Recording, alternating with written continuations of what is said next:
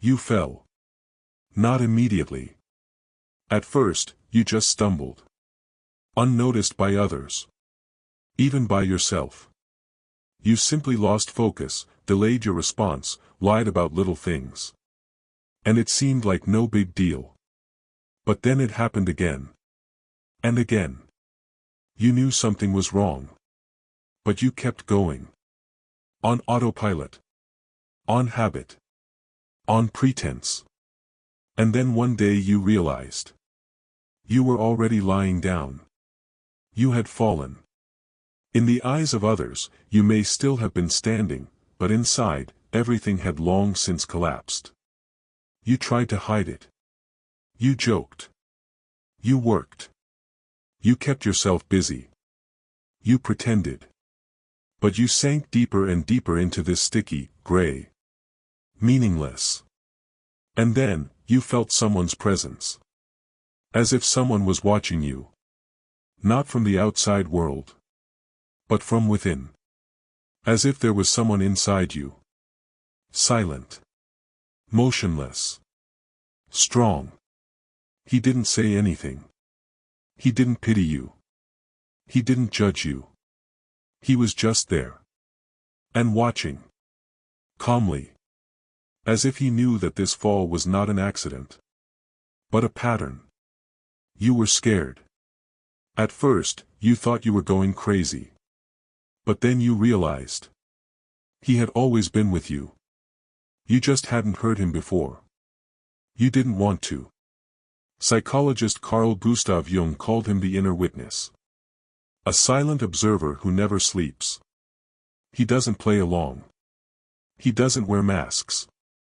He is the part of you that never lies. He doesn't interfere in your busy life. He doesn't save you when you're drowning in other people's expectations. He doesn't stop you from running away from yourself. He just knows. That you're not on your path. That you're not living your life. That everything you call success is actually a trap. He knows, but he stays silent. Because he can't interfere. He doesn't control you. He is a witness. Not a puppeteer. You fell. And he watched. And that was the scariest thing. Because he saw everything. How you lie to yourself. How you swallow your resentment. How you pretend that you're not hurt. And how you play the role of the strong, successful, confident person. He knew it was a mask. He knew you were tired. That you didn't feel anything. That you were empty. And he waited. He waited until you fell deep enough to finally hear not a voice, but silence. The silence in which there are no excuses. No rifle made of words. No panic, no escape. Just you and him. One-on-one. You fell not because you were weak. You fell because you lived in an illusion. You didn't notice it. You built, created, tried, but not for yourself. You did it for the eyes of strangers, for their scenarios, for their shoulds. You became a character. And the witness inside looked at you like a spectator. At first with interest. Then with sympathy. Then with silent anticipation. And now you have met. Not with your eyes. Not with words. But with your presence. He does not reproach you. Because he is you. But deeper. Purer. Real. Conclusion. Your fall is not a failure. It is your first touch with your true self. You have been seen. Without a role. Without a mask. Without words. And you have seen it yourself. But not the one who is used to pretending. But the one who always knew that it was all a lie. There is a part of you that you don't talk about. That you don't show. That you don't acknowledge. You cut it out of your biography. You forgot that it even existed. This is your shadow. Carl Gustav Jung wrote. The shadow is everything you don't want to be, but are. You don't want to be weak.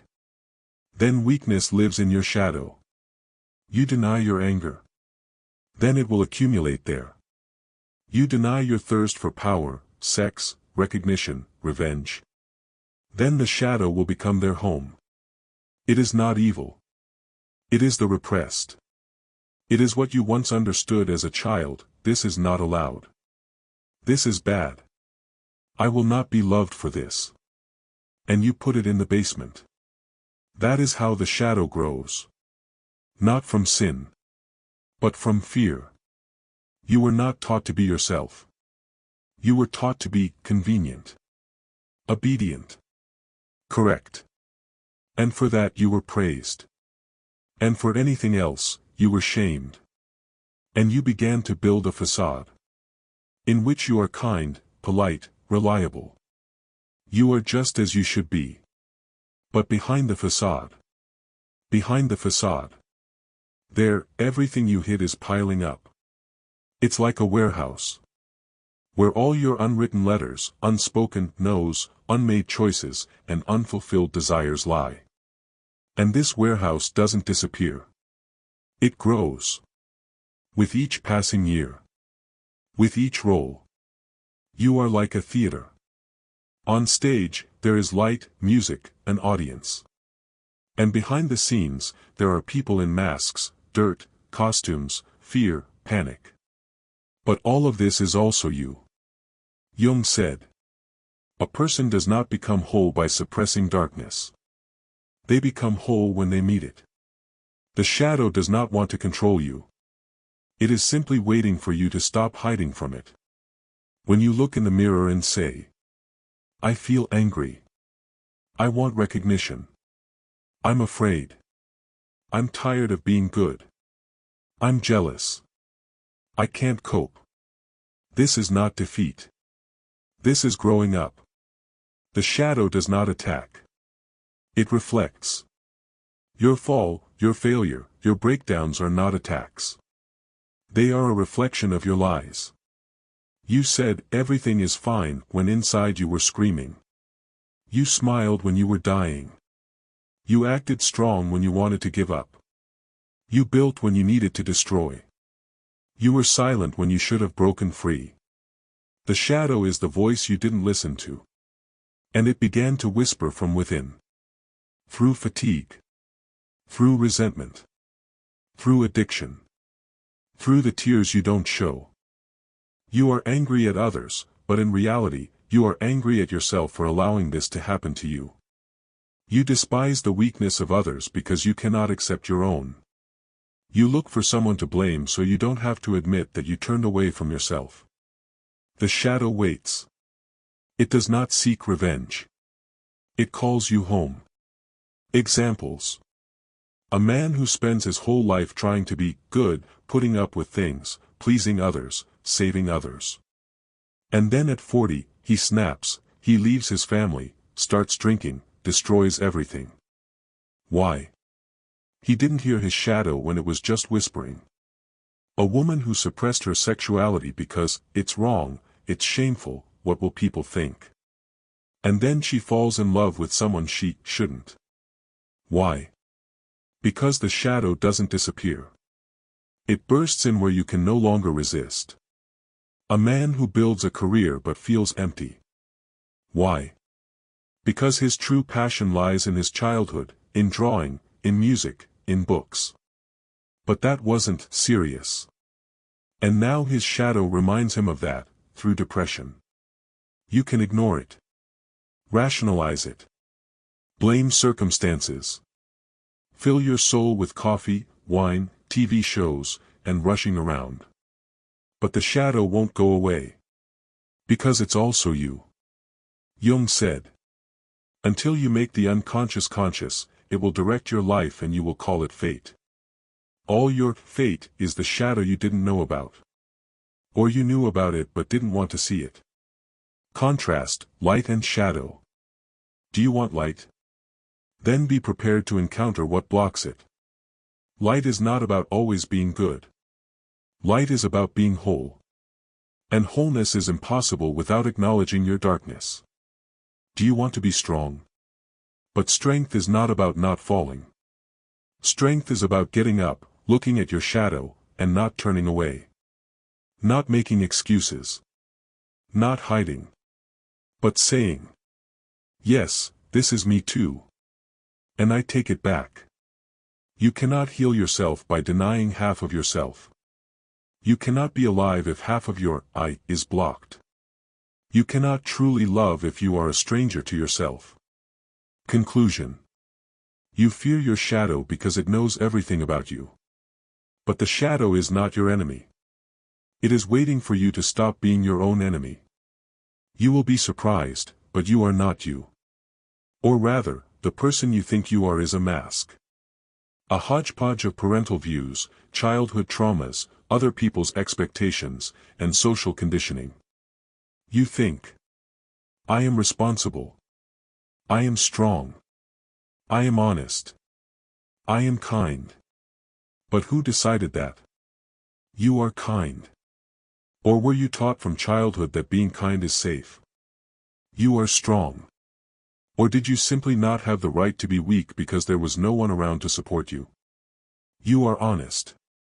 Or are you just afraid of conflict and therefore don't tell the whole truth? Jung called this structure the persona. The persona is your avatar. It is the mask you wear to survive. To be accepted. To not be rejected. We all wear it. It's normal. But the trouble is that over time you forget that it's a mask. You start to believe that it's who you are.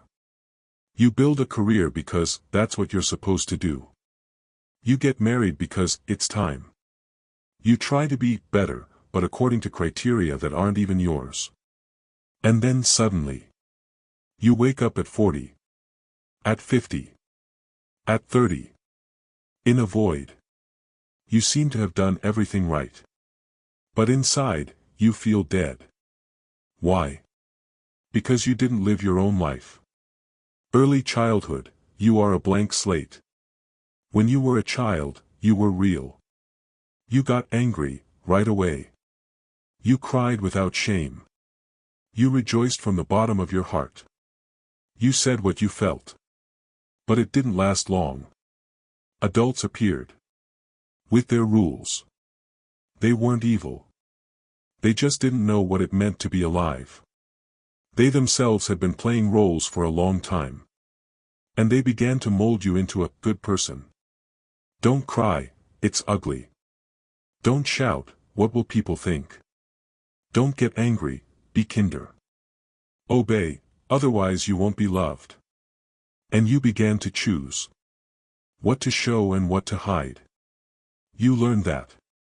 It's better to pretend than to be rejected. So you became not yourself, but a project. The you that people will like. You became an image of yourself, not yourself. You are a script that you did not write. You go through life as if on rails. And you don't notice that you didn't choose those rails. You did not choose your beliefs, your model of relationships, your understanding of success, your fears, your rules for living. You just accepted them. Like a child who takes their parents' clothes without realizing that they don't fit. You just kept going. Being the way you should be. So you wouldn't be alone. So you wouldn't be rejected. So you could feel some kind of stability. And you called it life. Why is it all falling apart? Because you grew up.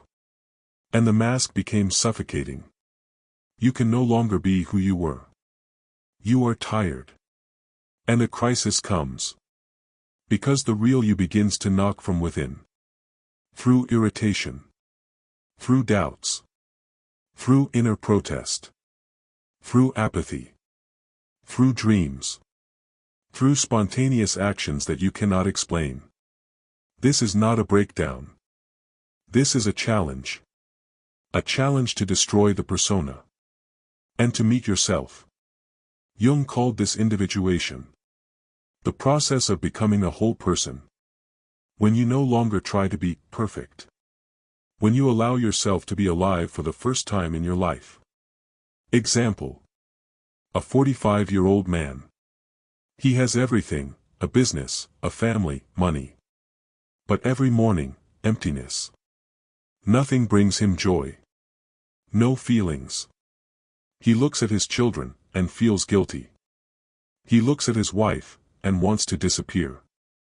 He looks in the mirror and doesn't recognize himself. Because who he has become is not who he is. And everything he called success turned out to be his prison. But this is not the end. This is the beginning. The point of awakening is the destruction of the false self. You cannot build your true self until you bury your false self. Until you admit, I was pretending. I was acting. I was building out of fear. I was doing the right thing instead of what I wanted. And that's okay. It's not a failure. It's recovery. You are reclaiming your right to be alive. You admit, I was wrong. I didn't know. I was afraid. You let go. You reset yourself. You die as a mask to be born as a human being for the first time. Contrast, the mask and me. The mask always tries. I just am. The mask wants to be liked. I want to be. The mask is afraid. I breathe. The mask demands love. I radiate it. The mask lives in the head. I live in the body, in feelings, in silence. Conclusion. You are not living your life, and that's okay. It's not normal to keep lying to yourself that you're happy when you're rotting inside. But you have a choice. It's not easy. But it's real. Die as a fake, and become alive. You sit in the dark. You don't call anyone. You don't answer. You don't want to talk to anyone. They tell you. Pull yourself together. Get it together. It'll pass. But you remain silent. Because everything inside you is burned out. This isn't depression. This is reset. The old has died. The new has not yet been born. You're not broken. You've just let go of the excess. A breakdown is not a disaster. It's an escape from prison. The system you lived in is cracking. You don't want to work. You don't want to endure. You don't want to smile. You don't want to be strong. You think, I'm broken. But in reality, it's just your mask that's cracked. And you are breathing for the first time. When the persona dies, withdrawal begins. Like an addict. Because you've been getting approval your whole life. And now you're choosing yourself, and losing it. You're losing your comfort. Recognition. Your surroundings. Your familiar meanings. You are in a void. But this is not the end. This is a transition. What does it look like? A successful person suddenly quits their job. Without explanation. A woman after 20 years of marriage leaves her husband and says, I don't even know who I am.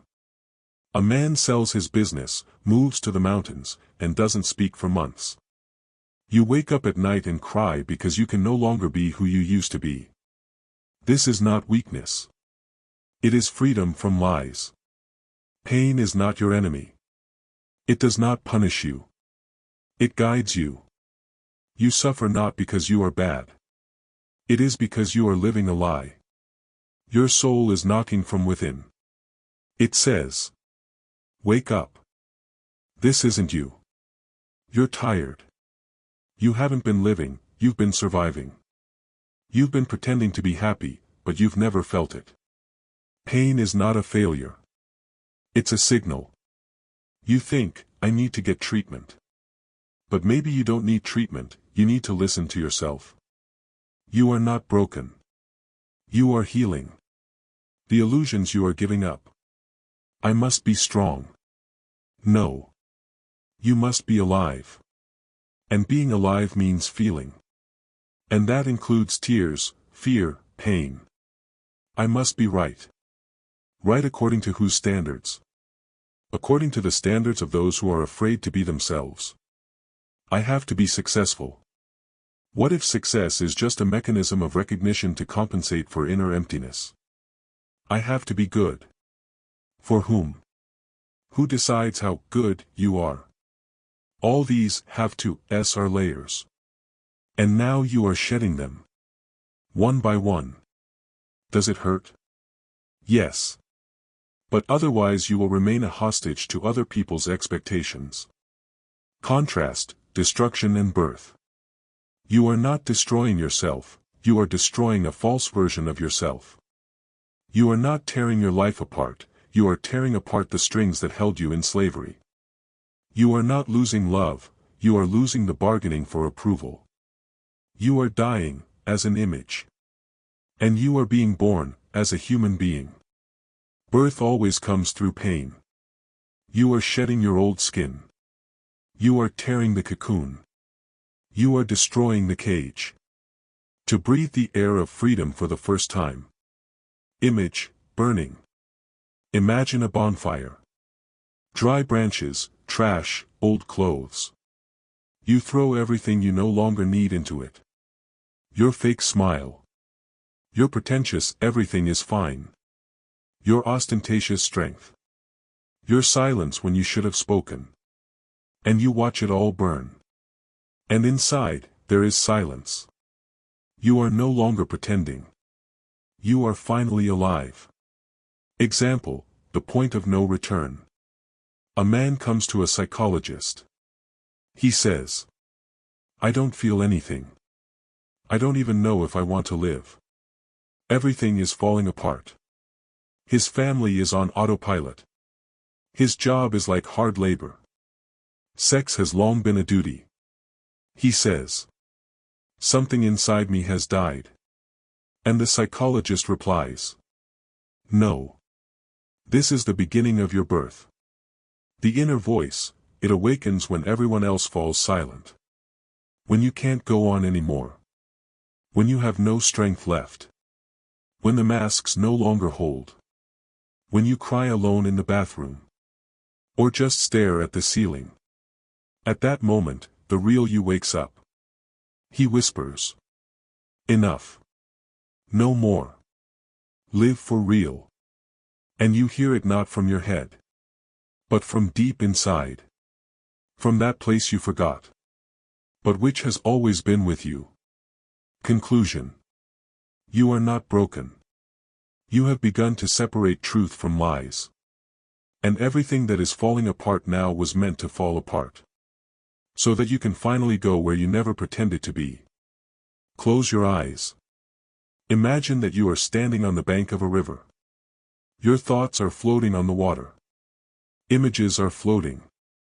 Doubts. Fears. Hopes. Plans. Your life is like a stream. But you are not that water. You are the one standing on the shore and watching. You are not a thought. Not a feeling. Not a trauma. Not a name. Not a body. You are the observer. You think, I am me. But who is this me? Are you the one who gets angry? But anger goes away. Are you the one who is afraid? But fear comes and goes. Are you your body? But the body changes. Are you your memory? But memory is selective and can be erased. You are a witness to all of this. The one who sees. The one who feels, but does not identify. Like a screen on which a movie is projected. The movie may be a tragedy. Or a comedy. But the screen remains unchanged. Who are you when you strip away everything? You are not a role. Not a status. Not gender. Not age. Not a name. You are presence. You are the silence between thoughts. You are the feeling of, I am, before any description. You are the one who would remain if everything were taken away from you. This is not philosophy. This is direct experience. But it cannot be found in the mind. It is in silence. Jung said, until you make the unconscious conscious, it will direct your life and you will call it fate. You think you decide. But inside you are mechanisms. Programs. Blind reactions. Traumas that pull the strings. You shout, "I'm angry." But in reality, you're hurt by an old pain that's been with you for 20 years. You say, "I'm in love." But in reality, you're looking for the figure of your mother, who didn't give you warmth. You say, "I achieved everything myself." But inside, you want to prove to your father that you're worth something. This is not you. This is compensation. You live like a puppet, pulled by invisible strings. But when you start observing, you suddenly see. Oh, it's fear talking. It's trauma being triggered. It's a habit of running away from loneliness. And at that moment, you are free. Because you are no longer them. You can look at yourself from the outside. Imagine, you are angry. Right now. Who sees it? You don't say, "I am anger." You say, "I am angry." So someone sees this anger. There it is. The witness. It doesn't judge. He doesn't save you. He just watches. And this is the deepest point of freedom. Because as long as you watch, you are not captured. Self-observation is a way to return to yourself. Not analysis. Not digging into yourself. Not an attempt to figure it out. Just, what am I feeling right now? Who is speaking inside me right now? Where is this reaction coming from? Is this me, or is it something from the past? You learn to see. Not to change. Not to save. Just to see. And seeing begins to liberate. Example, reaction, like a dream. You're riding the subway. Someone bumps into you with their shoulder. You immediately say, "Look at that. No respect. Stop." You notice how the script kicks in. You notice how pride kicks in.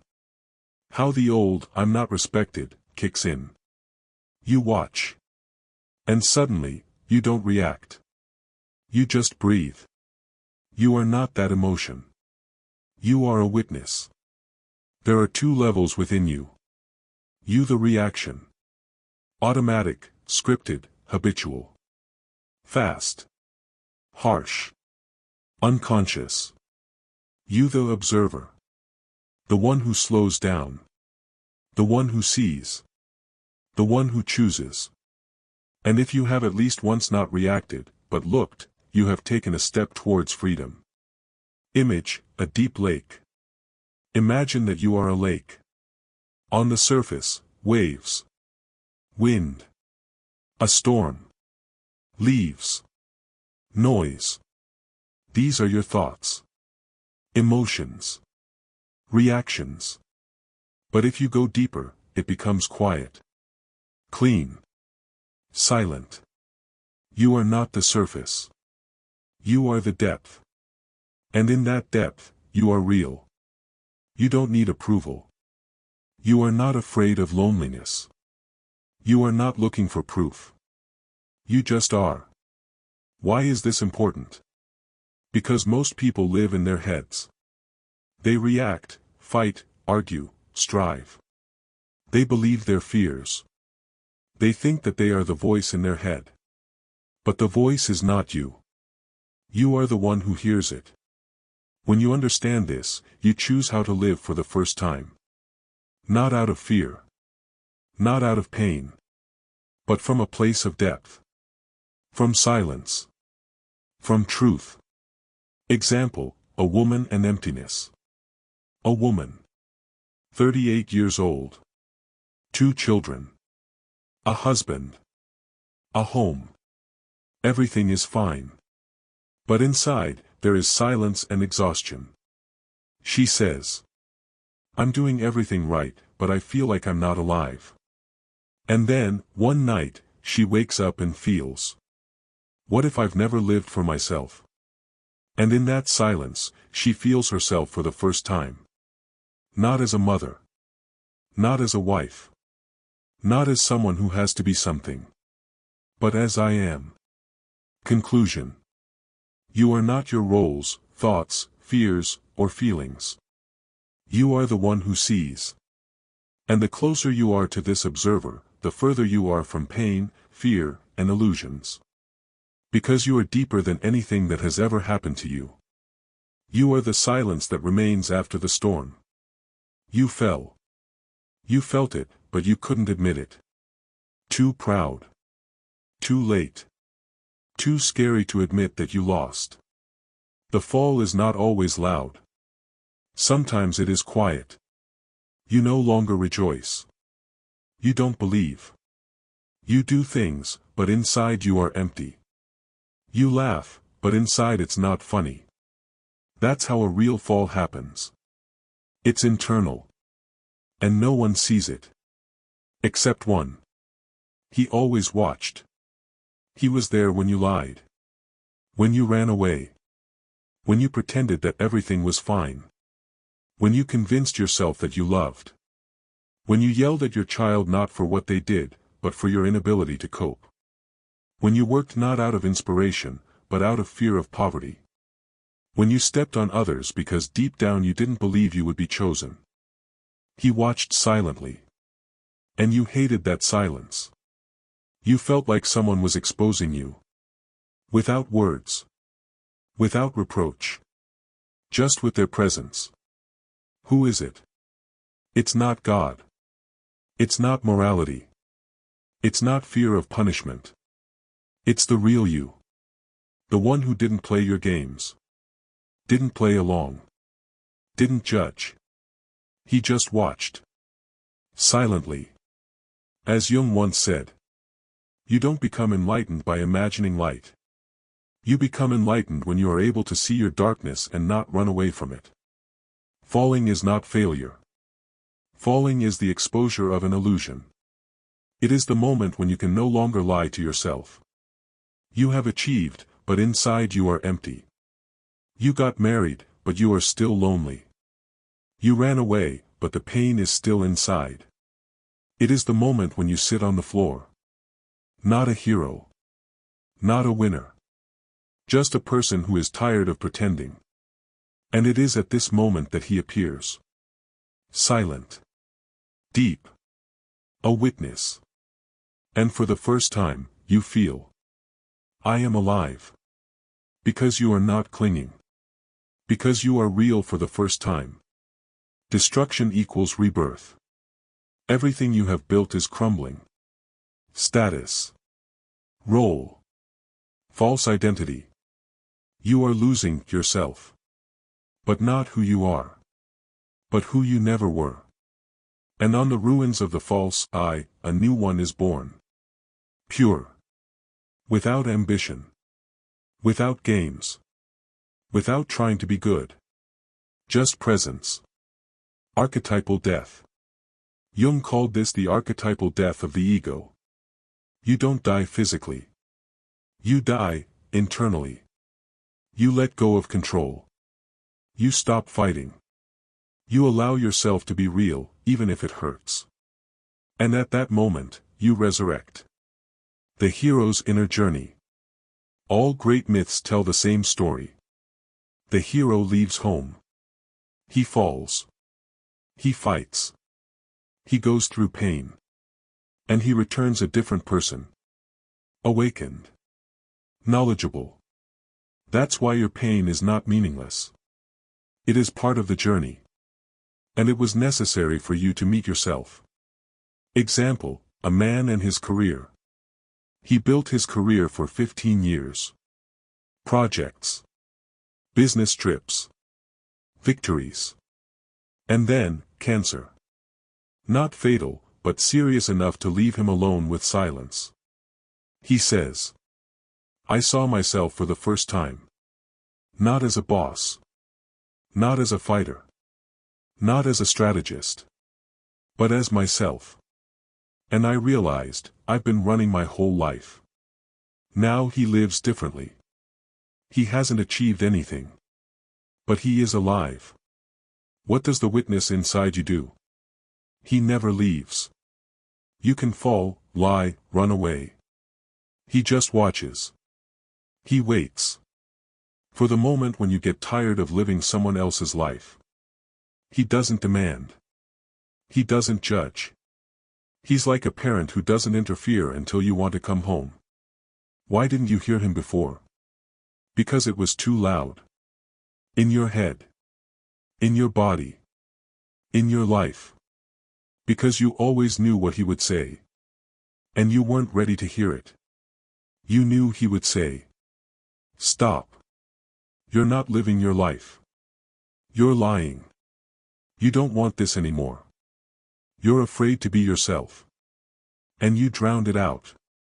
With work. With sex. With alcohol. With ambition. With psychology. With anything. But inside, the silence knew everything. And then something happened that broke you. And in that crack, you heard. He didn't say a word. But you understood. You understood that you couldn't live like this anymore. And it wasn't motivation. It was an inner awakening. It was as if you had woken up from a dream. The return. You begin to return. Not to the past. But to yourself. Not through struggle. But through vision. You start telling the truth. About yourself.